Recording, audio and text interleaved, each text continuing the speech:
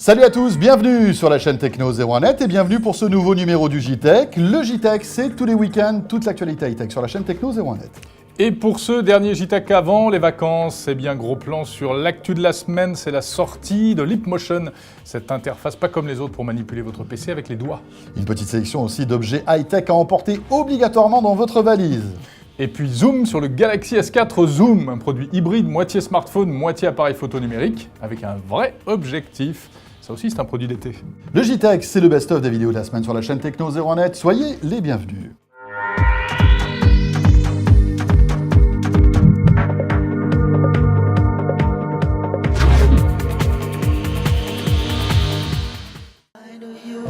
Avec Orange Innovation TV, la Web TV qui simplifie la vie numérique.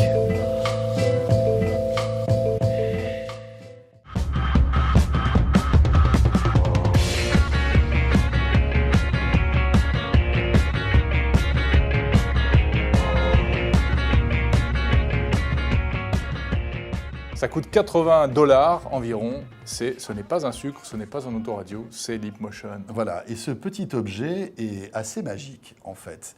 Alors c'est quoi Leapmotion? Eh bien c'est une nouvelle interface. On connaît le clavier et la souris, on connaît le tactile. Eh bien voilà, Leapmotion crée une nouvelle interface qui est en fait une espèce de manipulation de votre ordinateur avec les doigts et les mains. C'est ça, hein? Alors, si vous avez, par exemple, la Xbox 360 avec Kinect, ça vous parle, puisque c'est un petit peu le même système, c'est la reconnaissance gestuelle, mais désormais appliquée au PC. Donc, vous imaginez tout ce qu'on va pouvoir faire avec. Minority Report, vous connaissez le film? Eh bien voilà, c'est exactement la même chose. Tom Cruise qui frimait en faisant comme ça, tu sais, avec les doigts, là. Ouais, attention, paf, je passe d'un truc à un autre. Eh bien voilà, c'est ce que permet, entre autres, Leapmotion, mais c'est réducteur ça serait réducteur de dire que ça ne sert qu'à ça. C'est vrai. Tu as un petit air de Tom Cruise, d'ailleurs. C'est vrai. On te le dit souvent. Comme ça, surtout, non, de dos. Exactement. Merci beaucoup. Bon, à l'intérieur, comment ça marche ce Leapmotion? Tiens, allez, quand on l'ouvre, eh bien voici ce qu'on trouve. C'est ce qu'ont fait des blogueurs américains. 2 petites caméras infrarouges, des LED, tout cela dans un petit boîtier avec une plaque de verre par-dessus.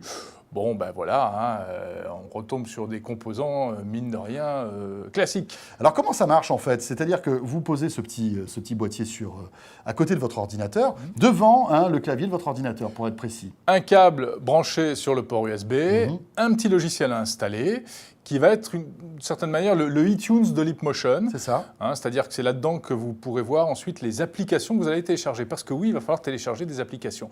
Donc il y a ce qui s'appelle un Airspace Store. Airspace Store. Airspace Store. Facile à dire, ça. Voilà. Dans lequel on va trouver des tas d'applis compatibles avec Leapmotion. Certaines gratuites, d'autres payantes. Un jeu de balles aussi, par exemple, comme celui-ci. Un peu plus éducatif, un système une simulation de dissection de souris. Oui. Voici le foie de la souris, voilà, voici le ventre, l'intérieur de l'abdomen de la souris. On mettrait 2 kilos, s'il vous plaît. Et puis, alors Google Earth. Ah bah oui, Google Earth, évidemment. Google Earth qui prend tout son sens quand on le manipule avec ce genre d'interface. Vous vous sentez être les maîtres du monde. Comme c'est je beau. fais bien le maître du monde. Ouais, tu pourrais être dans le prochain James Bond, je pense. Je pense. Et puis il y a des choses qui se préparent, par exemple le New York Times, donc application de news, d'information, d'actualité, a développé une appli Leapmotion. Voilà ce que ça donne. Ça permet de tourner les pages sans toucher l'écran ni la souris. C'est un déclencheur à distance pour appareil photo réflexe. Donc en fait, comment ça marche?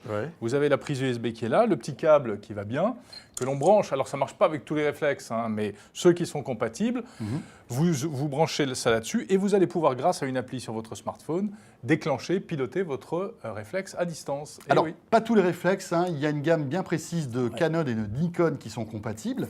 C'est vrai que pour caler son réflexe dans des situations parfois un peu improbables, on peut le faire et vous pilotez donc, tu l'as dit, votre réflexe depuis l'application Android ou iPhone. Ça sert à le fixer sur le pied, sur le trépied en fait de l'appareil photo. Ça s'appelle le Wi-Fi, ça vient juste de sortir.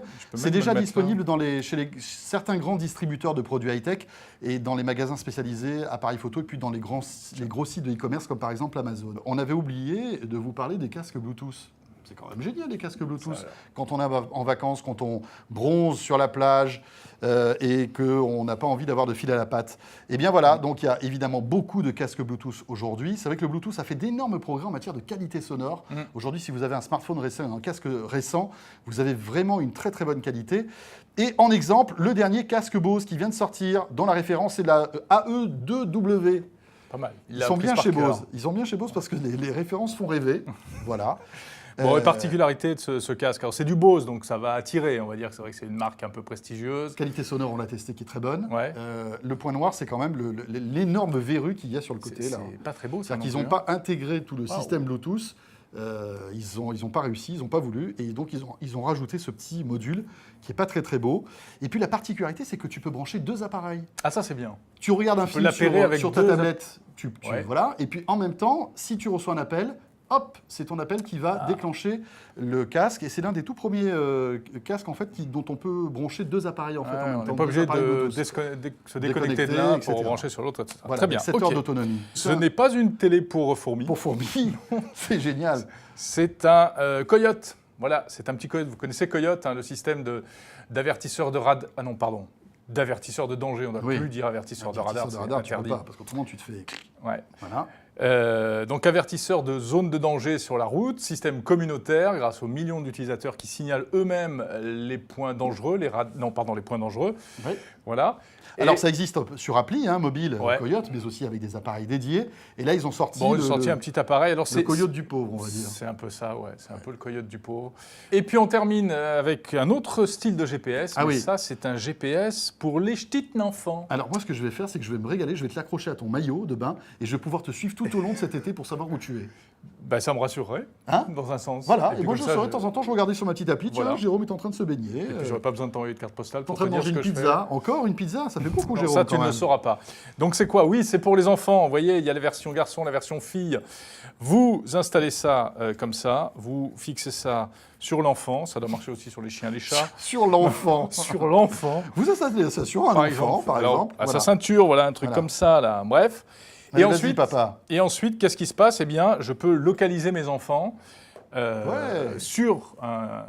ordinateur, mais aussi évidemment grâce à une appli mobile, iPhone ou Android. Donc il y a tout là-dedans. Il y a la balise GPS et ça envoie un signal en permanence. GSM. Oui. Alors voilà, il y a une carte SIM à l'intérieur, ce qui fait que ça permet aussi de la géolocalisation à l'intérieur grâce au réseau télécom. C'est-à-dire quand on n'a plus les satellites du GPS. Eh bien, on est quand même géolocalisé, c'est un peu moins précis, la mise à jour se fait que toutes les 3 minutes, mais grosso modo, ça fonctionne quand même. Donc c'est pratique pour éviter de perdre ses enfants dans les centres commerciaux, qui sont des drames qui se produisent parfois. Tu plaisantes, mais par exemple en randonnée, c'est un truc qui est génial. Oui, non, mais je plaisante. Mais bon, après, il ne faut pas en abuser, parce que si vous accrochez tout le temps ça à votre gamin, c'est un peu... disons qu'à 25 ans, vous pouvez arrêter, je pense. Peut-être un peu avant, même. Sauf si c'est une fille, là c'est jusqu'à 30 ans, en fait. Ça, les pères de filles vous parlent. C'est un peu ça quand même. Ça dure un petit peu plus longtemps pour les filles. Mais quand on pose la question à Samsung, pour eux, c'est clair, c'est un appareil photo, ce n'est pas un smartphone. D'ailleurs, il est vendu du côté des rayons des appareils photo. Dans les grands distributeurs ou même sur les sites web, il est dans les rayons appareils photo. Et donc la force de cet appareil, c'est que tu peux passer un coup de fil, tu te mets comme ça, et là, ça devient un vrai téléphone portable. La différence aussi par rapport... pourquoi tu téléphones avec ton appareil photo quand même. C'est sûr.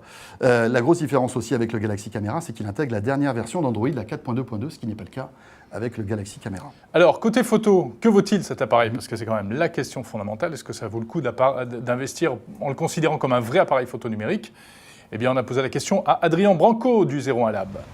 Mettre un vrai capteur et une vraie optique de compact dans un smartphone, est-ce que ça a du sens? C'est en tout cas le pari de Samsung avec son Galaxy S4 Zoom.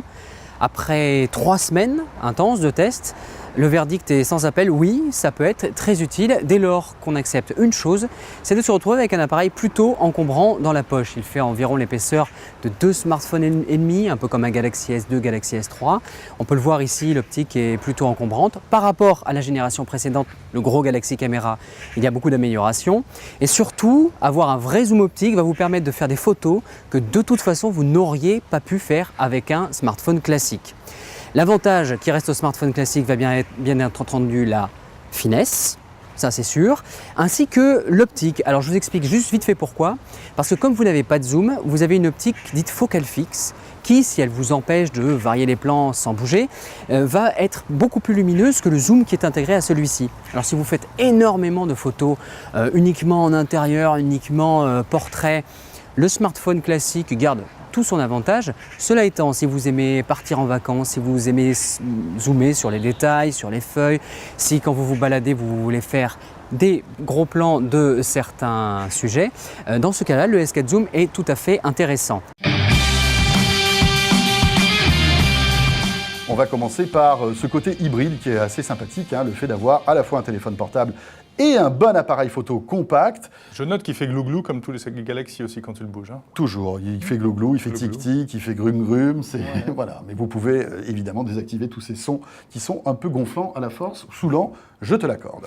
Autre point fort et non des moindres, la qualité photo, vous venez de l'entendre avec les explications d'Adrien Branco, c'est un appareil qui n'a pas à rougir par rapport à la concurrence. Bon, on est monté en haut de l'immeuble de Next Radio TV, où nous sommes ici, pour prendre une photo d'un ballon. Risques et périls. Regardez ce que ça donne avec un iPhone 5 sans zoom. Même photo de l'iPhone 5 avec le zoom numérique au maximum. Oui, mais voilà. bon, oui. Attends, évidemment. Bien sûr. Non, mais c'est juste pour qu'on compare. Un peu. On compare. Maintenant, avec le Galaxy S4 Zoom, sans zoom, et avec le zoom optique 10x à son maximum. Ouais. Les images parlent d'elles-mêmes, mais bien évidemment, tu as raison. C'est logique, hein. C'est comme si on Tout comparait un François Sorel avec un coureur de Tour de France. C'est vrai. Mais moi, c'est vrai que je ne suis pas dopé. Ah, bonne réponse. Bonne réponse. Ah, bon, alors, zoom optique, on l'a dit, stabilisateur optique aussi. On joue dans la cour des grands, c'est-à-dire qu'on a un vrai appareil photo numérique. Bon, compact. Compact. Voilà, c'est la fin de ce JTech. Retrouvez l'intégralité de ces vidéos et bien d'autres sur 01net.com et sur la chaîne techno.tv. Alors, c'est les vacances, mais pas tout à fait pour nous, puisque tout au long de ce mois d'août, vous allez pouvoir retrouver quelques-uns des grands rendez-vous qui ont marqué cette saison dans l'actualité high-tech. C'est à suivre et bien tout au long de ce mois d'août. Et oui, un best-of estival qu'on est en train de vous concocter. Bon, on se retrouve à la rentrée. Bien sûr, avec une actualité qui sera on ne peut plus chargée. Portez-vous bien, bonnes vacances et à très vite. Salut à tous.